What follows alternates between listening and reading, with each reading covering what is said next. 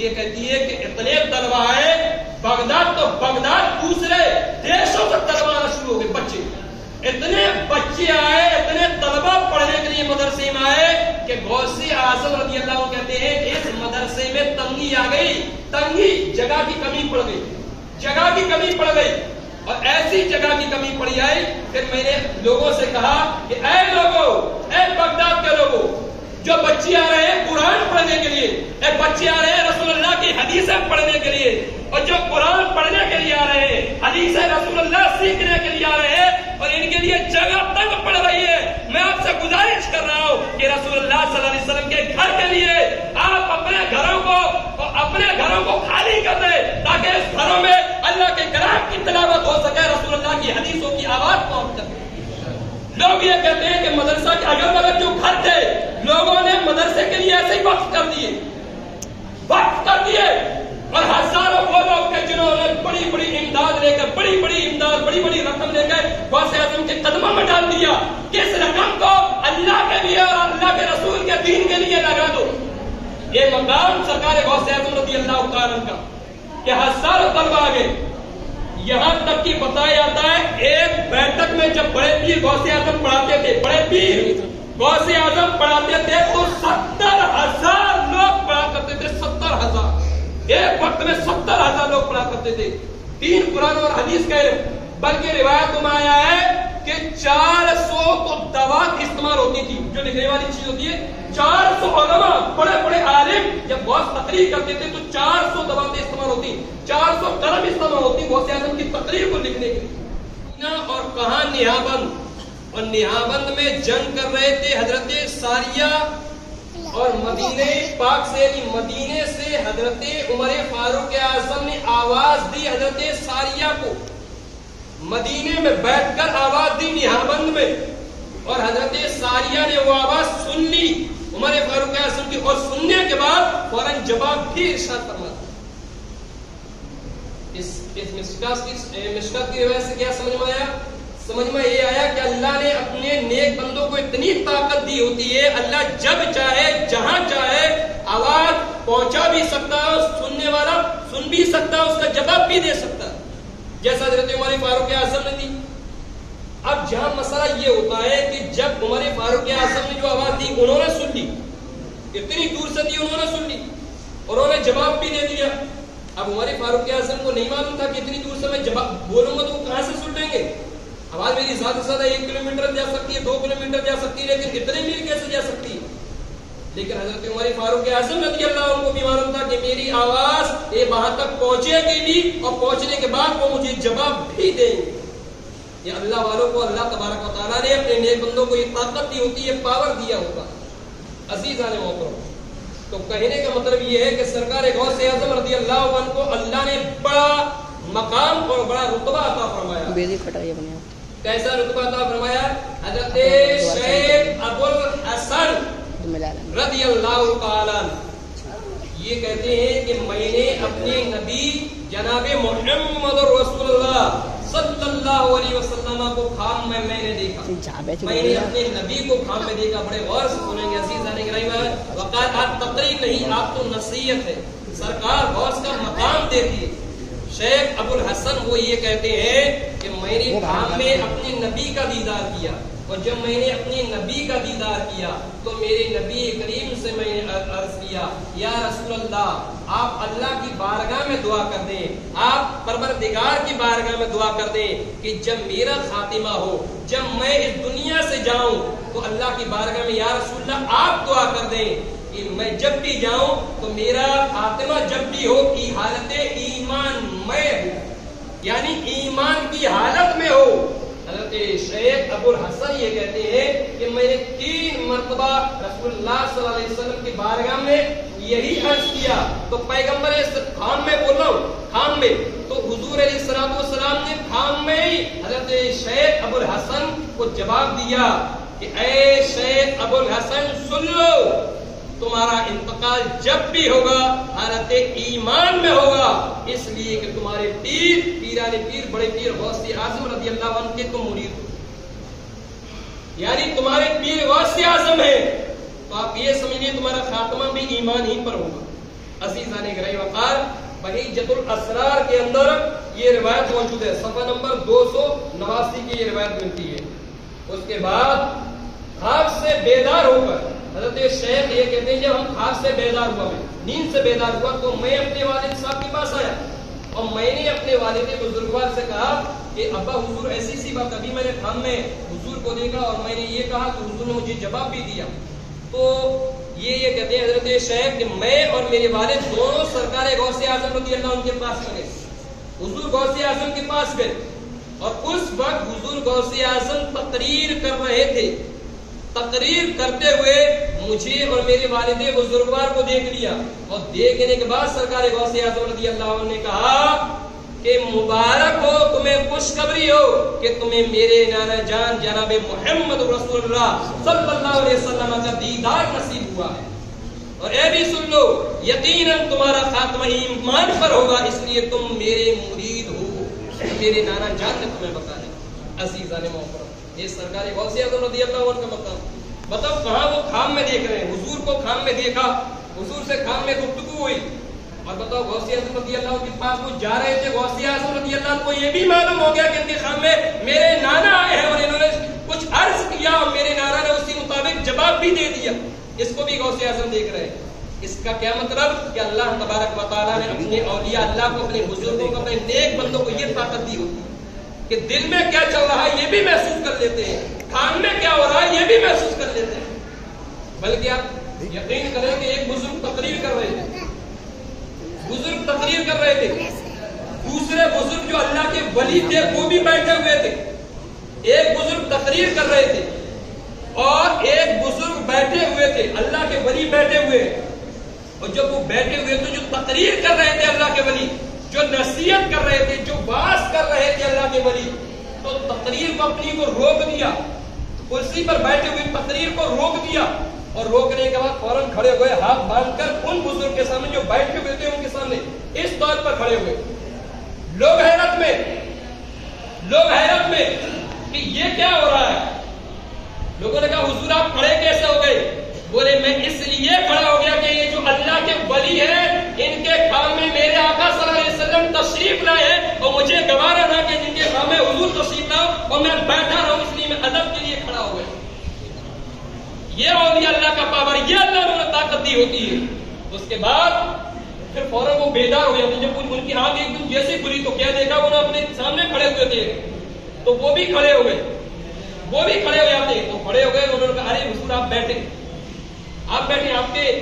پھر انہوں نے تقریر کرتے سمے کہا یہ دیکھو یہ ہو گیا اللہ کے ولی کہ ان کے کام میں رسول اللہ صلی اللہ علیہ وسلم تشریف لاتے ہیں، ان کا سب سے بڑا مقام ہے۔ تو فوراً وہ کھڑے ہوتے ہیں نہیں میرا کوئی مقام نہیں ہے، ارے میرا مقام تو یہ ہے کہ رسول اللہ کام میں تشریف لائے ہیں، لیکن ان کا کتنا مقام ہوگا کہ انہوں نے یہ بھی دیکھ لیا میرے کام میں مصطفیٰ کریم تشریف لائے ہیں، اللہ نے انہیں کتنا مقام عطا فرمایا ہوگا۔ عزیزان محترم، یہ اولیاء اللہ رضوان اللہ تعالی مجمعین کا مقام رب تبارک و تعالی نے، اور یہ ایسا ہی نہیں ملتا ہے صاحب، یہ ایسا ہی نہیں ملتا ہے، یہ ایسا ملتا ہے اپنے رب کی عبادت سے ملتا ہے، یہ ایسا ملتا ہے اپنے رب کی ریاضت سے ملتا ہے، یہ ایسا ملتا ہے کہ اپنے سروں کو اللہ کی بارگاہ کے لیے جھکا دیتے ہو، سبحان ربی اللہ، سبحان ربی اللہ کی جب صدائیں بلند کرتے ہیں تب اللہ کی جانب سے یہ مقام ملتا ہے۔ نہ جانے کتنی قربانیاں پیش کرنی پڑتی ہیں تب یہ مقام حاصل ہوتا ہے، دنیا کو چھوڑنا ہوتا ہے تب یہ مقام حاصل ہوتا ہے، برائیوں سے بچنا ہوتا ہے تب یہ مقام حاصل ہوتا ہے، غیبت اور چغلی سے بچنا ہوتا ہے تب یہ مقام حاصل ہوتا ہے، اپنے ذریعے سے کسی کو تکلیف نہ پہنچے تب یہ مقام حاصل ہوتا ہے، اپنے لیے نہ سوچ کر دوسروں کے لیے سوچنا تب یہ مقام حاصل ہوتا ہے، اپنے لیے دعا نہ کر کے دوسروں کے لیے دعا کرنا اللہ کی بارگاہ میں تب یہ مقام حاصل ہوتا ہے، اپنے دل سے بغض، حسد، کینہ، برائی نکال دو دور تب یہ مقام حاصل ہوتا ہے۔ عزیزان محترم، دنیا کے لالچ کو جس دن نکال دیا اسی وقت اللہ کی جانب سے مقام ہمیں اور آپ کو حاصل ہو سکتا ہے۔ عزیزان گرامی محترم، سیدنا سرکار غوث اعظم رضی اللہ عنہ فرماتے ہیں یدی علی مریدی کالسماء علی الارض، یعنی میرا دست ہدایت میرے تمام مریدوں پر اس طریقے سے ہے۔ غوث کیا کہتے ہیں کہ میرا یہ دست ہدایت، میرا یہ دست ہدایت تمام مریدوں پر اس طریقے سے ہے جیسے آسمان کا سایہ زمین پر ہے، अजीज़ान मोहतरम, यानी पूरी जमीन को, आसमान का जो साया है वो पूरी जमीन को घेर लेता है। इसी तरीके से मेरे तमाम मुरीदों को मैं इस तरीके से देख रहा हूँ, इस तरीके से देख रहा हूँ जैसे हथेली पर राई का दाना है। अरे भाई, हथेली पर अगर राई का दाना हो तो तमाम लोग देखेंगे ना। गौसे आज़म रज़ी अल्लाह अन्हु फरमाते हैं, मैं अपने तमाम मुरीदों को, अपने तमाम मानने वाले को, मैं पूरी दुनिया को इस तरीके से देखता हूँ जिस तरीके से हथेली पर राई का दाना है, इस तरीके से मैं देखता हूँ। अज़ीज़ान मोहतरम, ये मकाम सरकार गौसे आज़म रज़ी अल्लाह अन्हु, कितना मकाम, कितना रुतबा है अल्लाह की बारगाह में सरकार गौसे आज़म का, कि ये फरमा रहे हैं पूरी दुनिया को इस तरीके से देख रहा हूँ जिस तरीके से हथेली पर राई का दाना है। इसके अलावा भी सुन लें, सरकार गौसे आज़म रज़ी अल्लाह अन्हु ने फरमाया कि मैंने एक दिन अपने नाना जान,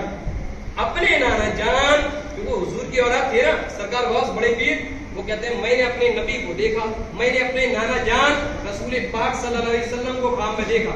तो हुजूर ने फरमाया, ए गौस, तुम वास क्यों नहीं कर रहे हो, तुम वास क्यों नहीं कर रहे हो, तुम तकरीर क्यों नहीं करते? कहा, या रसूलुल्लाह अलैहि वसल्लम को इसलिए नहीं करता हूँ कि मैं अजमी हूँ और फुसाहे बगदाद के सामने मैं अरबी में कलाम कैसे करूं, कलाम करूं? सरकार गौस फरमाते हैं, हुजूर ने फरमाया कि ए गौस, अपना मुंह खोलो। जब मुंह खोला गौस ने तो 7 मरतबा हुजूर ने अपना लुआबे दहन हजरत गौसे आजम के मुंह में डाल दिया, 7 बार, और 7 बार डाल दिया। तब गौसे आज़म रज़ी अल्लाह तआला से हुजूर ने फरमाया, अब तुम वाज़ो नसीहत करो और लोगों को अल्लाह के दीन की तरफ बुलाओ और उन्हें सच और हक रास्ता अब तुम दिखाओ। तुम्हारे अंदर ये हिकमत और ये सलाहियत अब पैदा हो चुकी है। दूसरी चीज, जब ये मामला हो गया, सरकार गौसे आज़म रज़ी अल्लाह अन्हु ने अपना तबलीगी काम शुरू कर दिया, लोगों को अल्लाह का रास्ता बताना शुरू कर दिया। उसके बाद सरकार गौस फरमाते हैं कि फिर ख्वाब में मैं सोया। जब सोया तो फिर मेरे दादा जान, फिर मैंने अपने दादा जान यानी हजरत अली रज़ी अल्लाह तआला अन्हु को भी ख्वाब में देखा। जब मौलाए कायनात अली मुर्तजा को मैंने ख्वाब में देखा है तो मेरे मौलाए कायनात ने फरमाया, बेटे तूने अपना मुंह खोलो। जब मुंह खोला है सरकार गौस ने तो हजरत अली ने 6 मरतबा अपने लुआबे दहन हजरत गौसे आजम के मुंह में डाल दिया। तो सरकार गौसे आजम ने फरमाया कि दादा जान, अभी तो नाना जान ने 7 बार डाला और आपने 6 बार मेरे मुंह में क्यों डाला? तब मौलाए कायनात रज़ी अल्लाह अन्हु ने तारीखी जुमला कहा था, वो सुन ले।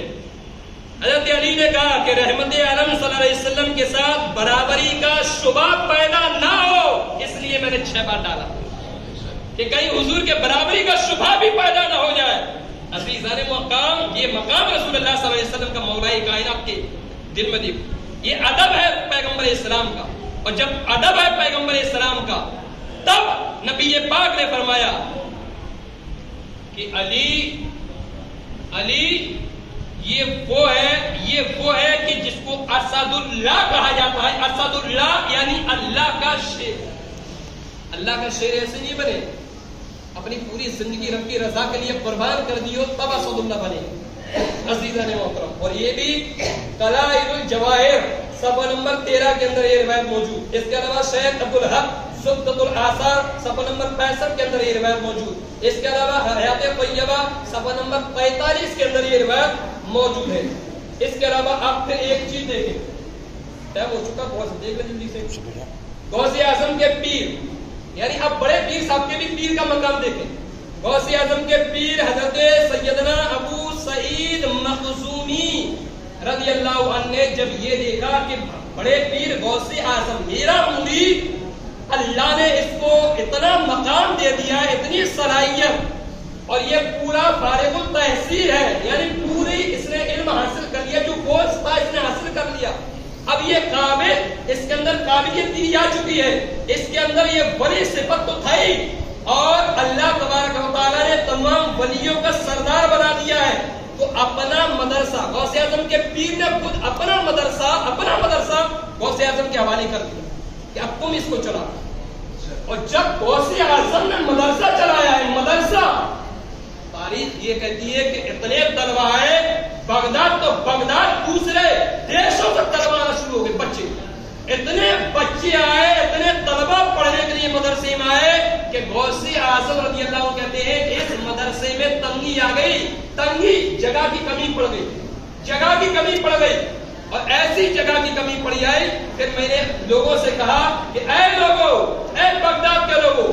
جو بچے آ رہے ہیں قرآن پڑھنے کے لیے, اے بچے آ رہے ہیں رسول اللہ کی حدیثیں پڑھنے کے لیے, اور جو قرآن پڑھنے کے لیے آ رہے ہیں, حدیث رسول اللہ سیکھنے کے لیے آ رہے ہیں, اور ان کے لیے جگہ تنگ پڑ رہی ہے, میں آپ سے گزارش کر رہا ہوں کہ رسول اللہ صلی اللہ علیہ وسلم کے گھر کے لیے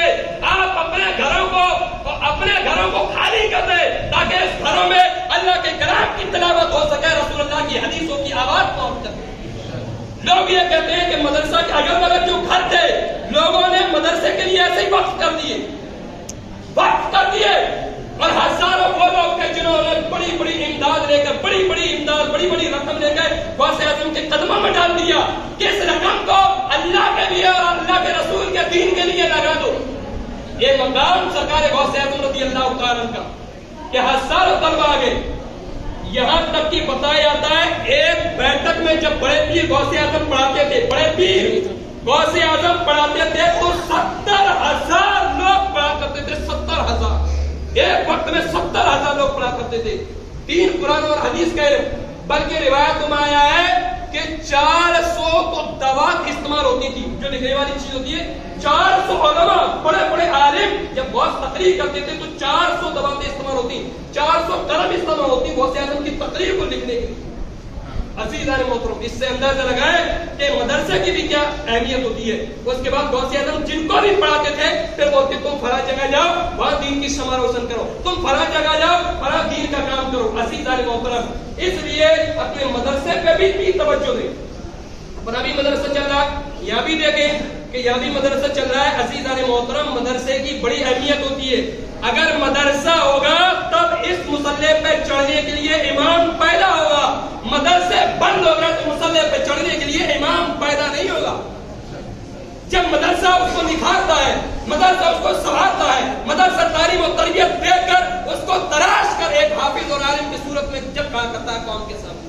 اس لیے آپ سے گزارش ہے کہ مدرسے کا بھی حال دیکھیں, مدرسوں کی بھی امداد کریں. کم سے کم مہینے بنے, 2 مہینے بنے, 5 مہینے میں, 6 مہینے بنے, تو تم صرف ایک سال میں پوچھنے آ جایا کرو مولانا صاحب مدرسہ ٹھیک ٹھاک سے تو چل رہا ہے, پریشانی تو نہیں ہے, کوئی محنت تو نہیں ہے. لیکن آپ لوگ پوچھتے ہی نہیں ہیں, اور آپ پوچھتے نہیں, اس وجہ سے ہم آپ کے پاس بھیجتے بھی نہیں. اس محلے سے اسی لیے چندہ بھی نہیں کرتے مدرسے کا,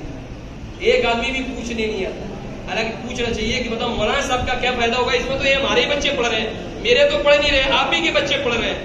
اب ایک اعلان سن لیں, اور وہ یہ غوث اعظم رضی اللہ عنہ کی فاتحہ کا بڑا اہتمام ہے. ہر مہینے کی 11 تاریخ کو فاتحہ کا اہتمام کریں, اگرچہ چھوٹا ہی کریں لیکن فاتحہ کا اہتمام ہر 11 تاریخ کو کریں. اگر ہر 11 تاریخ کو فاتحہ ہوتی رہی گھر میں, یقین کریں کہ اس گھر میں آفات, بلیات, مصیبت, پریشانیاں, الا بلا اس گھر کے اندر جنم نہیں لیں گی انشاءاللہ. ہر مہینے کی 11 تاریخ کو فاتحہ کا اہتمام کریں. اس کے علاوہ اپنے بچوں کو بھی دین کی تعلیم دیں. اس کے علاوہ اس مہینے میں جس طریقے سے محرم میں آپ میلاد کا اہتمام کرتے ہو, گھر اگرچہ چھوٹی ہو, چاہے اپنا اکیلا امام ہو, گھر میں 10 منٹ ہی کے لیے آئے, 10 منٹ کے لیے, لیکن اس مہینے میں سرکار غوث اعظم کی حیات ظاہری کو لوگوں کے سامنے, حیات باطنی, حیات ظاہری کو لوگوں کے سامنے پیش کرو, تاکہ جو آنے والی جو نسل ہے, یہ بچے جو ہیں, اگر بزرگان دین کو ان کے سامنے اگر پیش نہیں کیا گیا, ہماری زندگی تو گزر گئی, لیکن بچوں کو بزرگان دین کی حقیقت کیسے معلوم ہوگا؟ جب آپ کے گھر کے اندر جب ان بزرگوں کی حقیقت, ان کی تاریخ, ان کا اتہاس بیان کیا جائے گا, تب ان بچوں کو پتا پڑے گا کہ بزرگوں کی حقیقت کیا ہے.